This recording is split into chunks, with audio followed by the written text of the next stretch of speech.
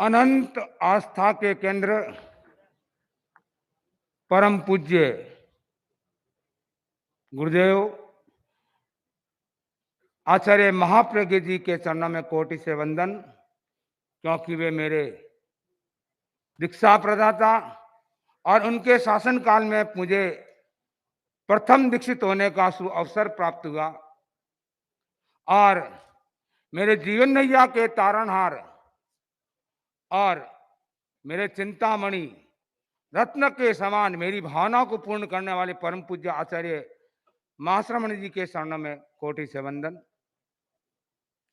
साध्वी प्रमुखाश्री जी, मुख्य मुनि प्रवर, साध्वी विरया जी, समस्त चारित्र आत्माएं और जनवेद जी, मैं अपने प्रभु का स्वागत कैसे करूं? गुरु का विशाल व्यक्तित्व, विराट व्यक्तित्व तो एक कहा है,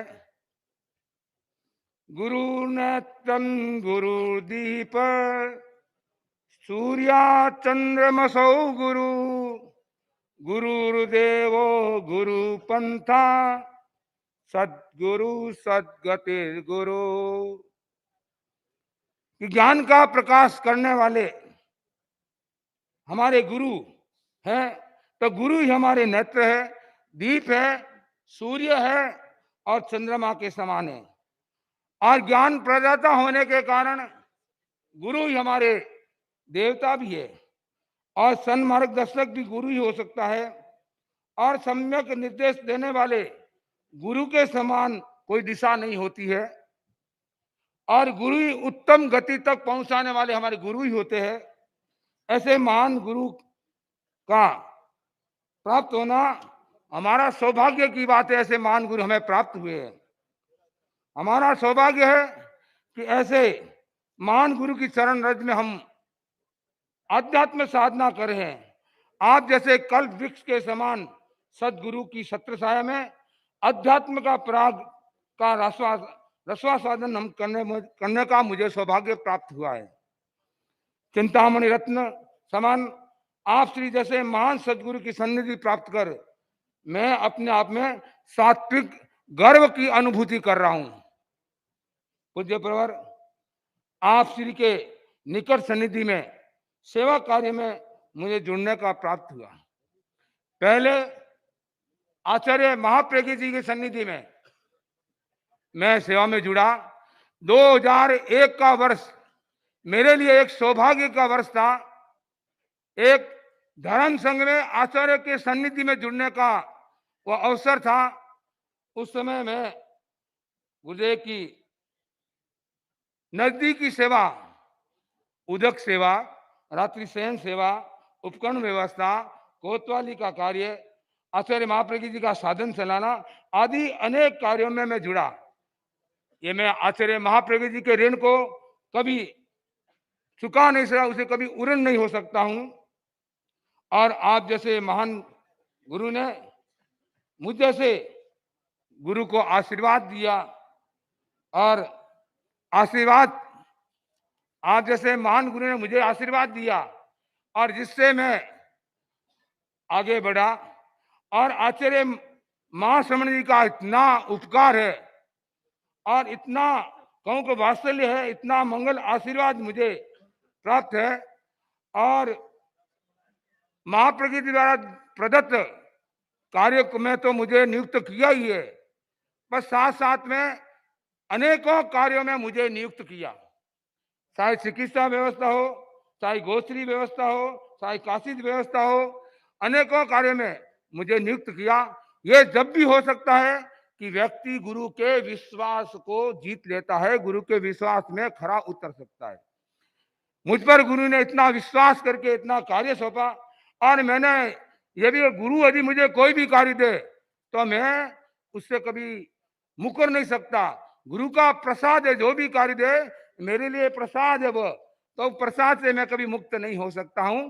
तो गुरुदेव का प्रसाद निरंतर मिलता रहे और मैं ज्यादा से ज्यादा इस धर्म संघ की सेवा करता रहूं। मेरा शरीर गौण है, पहला धर्म संघ है। जो भी है धर्म संघ में, जो भी मैं बना हूं, आज आपके सामने दिख रहा हूं, वो एक धर्म संघ के कारण, गुरु की कृपा के कारण मैं यहाँ जो बना हुआ हूँ, खड़ा हूँ, वो गुरु की कृपा है। तो मेरा शरीर संघ के लिए समर्पित है। गुरुदेव जहां कहीं भी अनुकूल लगे, मेरा शरीर का, मेरे मन का, मेरे भावों का जहां कभी उपयोग करे, मैं निरंतर गुरु चरणों में सदा समर्पित भाव से करता रहूंगा। गुरुदेव ने मुझे अनेकों कार्य के साथ जोड़ा और उसके साथ साथ गुरुदेव ने मुझे एक सामाजिक संस्था कहो, तेरापंथ प्रोफेशनल फोरम, जो एक प्रबुद्ध वर्ग है जिसमें अनेकों 10,000 के आसपास प्रोफेशनल लोग जुड़े हुए हैं, doctor, engineer, CA, MBA, IAS, सभी लोग जुड़े हुए हैं। उनका आचार्य महाप्रज्ञ जी के शासन काल में वो कार्य प्रारंभ हुआ और केलवा में प्रथम बार मुझे उस संस्था का प्रभारी नियुक्त किया और फिर नेपाल यात्रा में मुझे उस आध्यात्मिक पर्यवेक्षक के रूप में नियुक्त किया।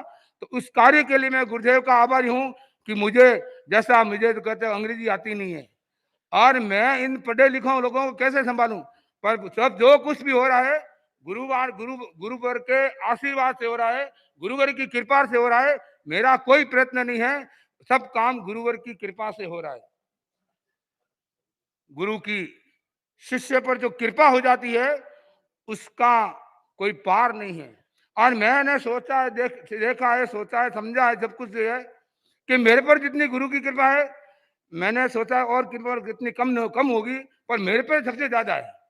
क्योंकि मैंने कई मांगे गुरुदेव के सामने प्रस्तुत की, पर गुरुदेव ने मेरे एक भोलापन के कारण कहो, कुछ भी कहो, गांव का छोटा टाबर समझ करके मेरी भावनाओं को गुरुदेव ने पूर्ण किया। आज ये मर्यादा महोत्सव का बड़ा कार्यक्रम है और मेरे मन में कोई कल्पना नहीं थी, कोई योजना नहीं थी कि गुरुदेव यहाँ मर्यादा महोत्सव करेंगे। और सहज 2013 में गुरुदेव का बाइतु में पदार्पण हुआ और मैंने सहज भाव से गुरुदेव के सामने निवेदन किया कि गुरुदेव, ये बाइतु क्षेत्र है और यहाँ बड़ा क्षेत्र है, घर तो छोटे 30 घर ही है, परंतु श्रद्धा भक्ति से और 30,000 घरों से भी ज्यादा हो सकती है। तो श्रद्धा भक्ति में कमी नहीं है, परंतु क्षेत्र छोटा होते हुए भी हमारी यहाँ 4 बाइतु है और ऐसे बालेश्वर से, परिधि में बालेश्वर से भी बड़ा हो सकता है बाइतु, इतना बड़ा बाइतु क्षेत्र है। और यहाँ शिक्षा के क्षेत्र में बहुत सारी स्कूलें हैं, आज 20-30 स्कूल बाइतु में क्षेत्र में है। तो गुरुदेव यहाँ मर्यादा महोत्सव हो सकता है, तो गुरुदेव बाइतु में मर्यादा महोत्सव की कृपा कराए। फिर दूसरी मैंने अर्ज की थी, गुरुदेव कल प्रस्थान है मादासर 7 किलोमीटर का, तो यहाँ पर प्रातरास करके गुरुदेव का पदार्पण हो जाए। मैं तो सहज अर्ज करके बैठ गया। जब गुरुदेव ने अपना वक्तव्य उद्बोधन प्रारंभ किया और मुझे कह, रजनीश जी तुम्हारी कौन सी भावना है? मैंने कहा भाई तुम्हें मर्यादा महोत्सव। तो गुरुदेव ने द्रव्य क्षेत्र काल भाव के अनुसार 92 जिले में बाइतु मर्यादा महोत्सव की घोषणा कर दी। तो एक सहजता, मतलब एक गुरु का कितना आशीर्वाद है। फिर मैं बैठ गया तो फिर गुरुदेव ने कहा कि तुम्हारी दूसरी कौन सी भावना थी? मैं को कल प्रातरास करके मादासर पधारना है। तो गुरुदेव ने वो भी स्वीकृति दे दी। तो एक मैं कहूँ शिष्य पर कितनी बड़ी कृपा है, तो ये भाग्यशाली ही शिष्य प्राप्त कर सकता है और कोई नहीं प्राप्त कर सकता है। तो गुरुदेव ने, मैंने कई बार ऐसे बहुत सारे उदाहरण है मेरे पास है। तो गुरुदेव अंतर्यामी है, चिंतामणि रत्न है। मेरे मन में जो चिंतन आता है गुरुदेव के सामने प्रस्तुत करता हूं और गुरुदेव उनको चरितार्थ कर देते हैं, कृपा कर देते हैं, फल जाता है। सेलम की एक बार की घटना है। सेलम में गुरुदेव का जन्म दिवस था और मैं बोल रहा था, गुरुदेव मैं जो गुरुदेव सामने मांग रखता हूँ वो पूर्ण हो जाती है। तो दिनेश कासामी ने कहा कि उसमें वेलूर का रास्ता फाइनल नहीं हुआ था। तो दिनेश कासामी ने कहा कि वेलूर वाले अब रजनीश सिंह को पकड़ो, आपका मार्ग हो जाएगा। मैंने कुछ नहीं किया, वेलूर वाले मेरे पास आएगा, दिनेश कासामी मंच पर फरमा दिया कि आप ही करा सकते हो वेलूर का गुरुदेव से। मैंने कहा गुरुदेव से जाके अर्ज करो। फिर बाद में 2 दिन बाद गुरुदेव ने वेलूर का फरमा दिया तो लोग मेरे को आगे कि महाराज आपने, अरे मैंने तो कुछ किया ही नहीं, पर मेरे नामकर्म का उदय था कि कुछ भी हो तो गुरुदेव की कृपा से सब कुछ अच्छा होता है। तो गुरुदेव ने 2023 में मर्यादा महोत्सव की घोषणा कोयम्बटूर में की और कोयमटूम की बड़ी बात है कि हमारे बायतू समाज के कोई विशेष श्रावक थे नहीं, एक भी श्रावक नहीं था, शिवांशी मालानी के तो थे। जब गुरुदेव बॉम्बे का चतुर्मास समाया और मैं तत्काल खड़ा हो गया गुरुदेव को निवेदन करने के लिए, गुरुदेव बायतू में मर्यादा महोत्सव, उसमें चिताम्बा के लोग पगड़ी पहने हुए मेवाड़ी 50-60-100 लोग उपस्थित थे सामने, पर गुरुदेव ने मेरी अर्ज पर बायतू में 2023 का मर्यादा महोत्सव समा दिया। तो आज ये मर्यादा महोत्सव के लिए इतनी उपस्थिति है। और हम कल यहाँ इधर घूम रहे थे, हमारे बायतू वाले कह रहे थे, ये शांतिलाल जी बालड़ आदि सभी लोग, गौतम जी आदि कह रहे थे कि अब तो हमको चतुर्मास में यहाँ करा सकते हैं, पंडाल इतना है, पंजाब सामने भोजनशाला है, बस यहाँ कोटड़िया बनाने की जरूरत है और कोई जरूरत नहीं है। तो गुरुदेव कभी मौका हो, अवसर हो तो बायतू में चतुर्मास करे, तो पूरा बायतू समाज चतुर्मास के लिए तैयार है। तो कोई तरह की कमी नहीं होगी। देखो 30 घर होते हुए भी हमारे बायतू वासी ने छापर से लेकर पूरी बायतू तो व्यवस्थित सेवा की। हमने सोचा कैसे होगा, परंतु सब कुछ गुरु की कृपा से होता है, गुरु की दृष्टि से होता है। तो कभी गुरुदेव अवसर हो तो बायतू में भी चतुर्मास कराया जा सकता है। और शिवांशी मालानी में आज एक प्रसंग है, तो गुरुदेव हमारे शिवांशी मालानी का भी लोग आए हुए हैं, तो शिवांशी मालानी में एक चतुर्मास और एक मर्यादा महोत्सव की कृपा करे। बालोतरा वाले मेरे को बहुत कह रहे थे कि आप बालोतरा में, तो बालोतरा मुझे बोलने का मौका ही नहीं मिला, कैसे बोलूं, और दिया था तो एकदम लास्ट में दिया, मेरे को मेरे गोष्ठी का टाइम है, मैं जा रहा हूँ भी। तो बालोतरा मुझे बोलने का अवसर नहीं मिला, परंतु बालोतरा मेरी कर्म भूमि है, बालोतरा मेरी शिक्षा भूमि है। तो बालोतरा का प्रतिनिधित्व करते हुए मैं गुरुदेव से अर्ज करता हूं कि बालोतरा चतुर्मास हुए ने 40 वर्ष हो गए हैं, और हम छोटे लंबे 40 वर्ष हो गए, और मैंने छोटे था लगभग 8-10 साल का चतुर्मास, हमने आंखों से चतुर्मास बालोतरा का देखा नहीं। तो गुरुदेव शिवांशी मालानी में सबसे बड़ा क्षेत्र है जहां 3000 जनों के घर है लगभग, और 1000-1100 घर तेरापंथी घर है, तो सबसे बड़ा क्षेत्र है। अभी गुरुदेव ने पंजाब में वृद्ध समय देने का फरमा दिया, हरियाणा में फरमा दिया, गुजरात में फरमा दिया, तो गुरुदेव हमारा इस शिवांशी मालानी क्षेत्र क्यों वंचित है। जब कभी अवसर हो तो एक चतुर्मास मर्यादा महोत्सव और बालोतरा में एक चतुर्मास की कृपा करे, तो बालोतरा खाली तेरापंथ समाज नहीं 36 कौम को लाभ मिलेगा। तो गुरुदेव बालोतरा में एक सुअवसर है, तो वहां भी चतुर्मास कराए, बालोतरा हमारे बायतू हमारे एक ही राशि है, कहीं भी हमारे, हम तो बालोतरा बायतू सब एक ही है। तो कहीं भी गुरुदेव मर्जी हो, बायतू हमारे तो बायतू वाले तैयार है, और बालोतरा हमारे तो बालोतरा भी तैयार है। तो गुरुदेव बालोतरा में चतुर्मास हमारे बालोतरा वाले अर्ज भी करे है। तो मैं गुरुदेव आगे मत शिवांशी मालानी में जब भी हो, बालोतरा हो, जसोल तो अभी हुआ है, जैसे गुरुदेव की नाम मर्जी हो, जसोल करे तो एक ही बात है, पचपदरा करे तो एक ही बात है, पर कहीं भी करे वो चतुर्मास होना चाहिए। और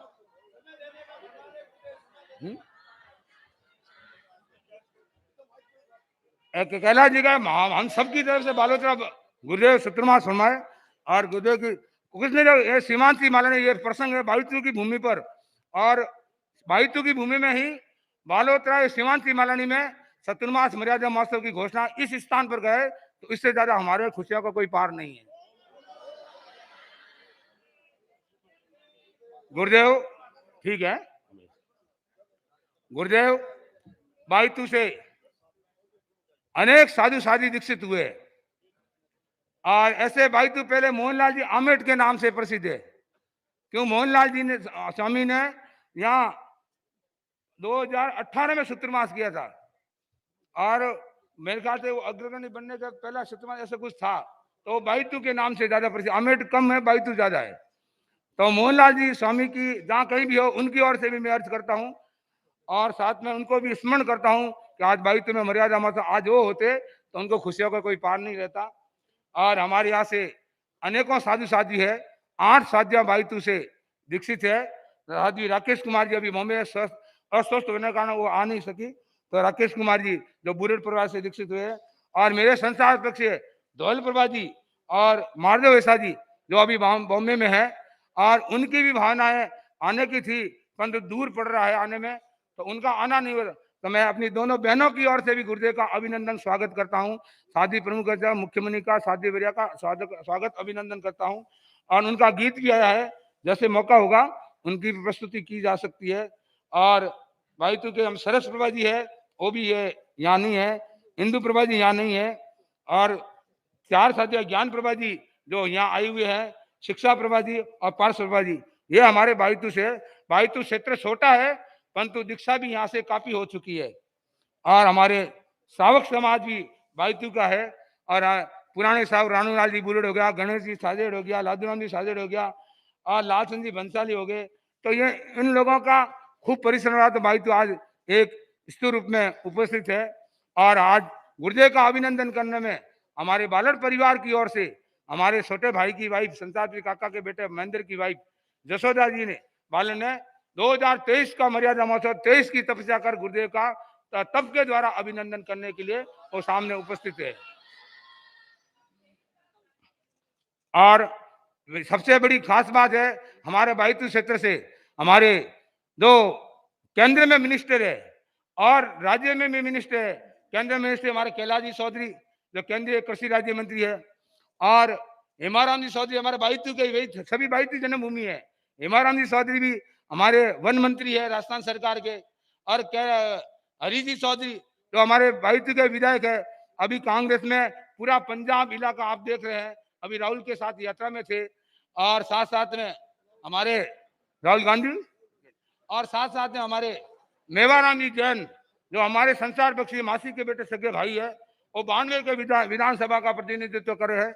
और हमारे प्रधान जी है, सरपंच साहब है, तो पूरा प्रशासनिक समाज भी पूरा उपस्थित है। तो गुरुदेव का अभिनंदन कर रहे हैं। तो मैं ज्यादा कुछ नहीं बोल करके गुरुदेव का यही मंगल कामना करता हूँ। गुरुदेव स्वस्थ रहे और इस धर्म संघ को अपने ज्ञान प्रकाश से प्रकाशित करते रहे, और मेरे पर भी गुरुदेव की असीम कृपा बनी रहे, जिससे हम अध्यात्म विकास करके हमें अपनी आत्मा का कल्याण कर सकूं। इसी भावना के साथ एक मुक्तक के साथ अपनी बात पूरा कर रहा हूं। तूने धर्म संघ को शिखरों पर चढ़ाया है, तुमने धर्म संघ को शिखरों पर चढ़ाया है, नूतन आयामों से विश्वव्यापी बनाया है। तेरे अनंत उपकार को कभी भूल नहीं सकते, तेरे अनंत उपकार को कभी भूल नहीं सकते। तूने नूतन वन की कली कली को विकसाया है, तूने नूतन वन की कली कली को विकसाया है। ओम।